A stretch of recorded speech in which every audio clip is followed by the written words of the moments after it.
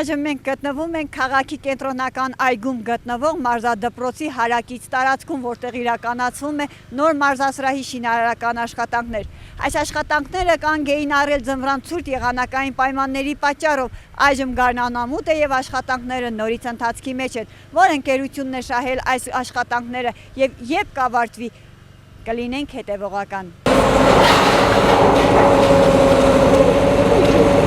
Ինչպես գիտեք, մենք ունենք սպորտ կոմպլեքս, այսպես ասած սպորտ դպրոցը, որ ունի դահլիճ, մի հատ մեծ դահլիճ,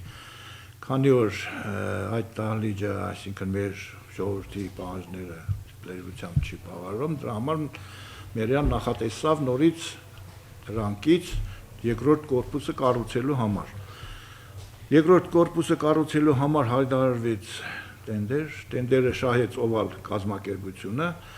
որը շահել այդ սուման 858,000, մենք նախատեսել ենք երկու էտապով կառուցել, այսինքն կառուցել մինչև ձմռան ցերտերն ընկնելը, դրանից հետո մյուս տարի շարունակել։ 858,000-ը, եթե ինքը կարողանա այս տարի լրիվությամբ վերջացնել, եղանակներից է կախված։ Դա իրենից ներկայացնում է այդ շենքը երկու մեծ դահլիճ, իր բոլոր հարմարություններով, ասենք թե հանդերձարան, սանհանգույցներ, որակնել հələ շինարարությունը կատարվի նոր,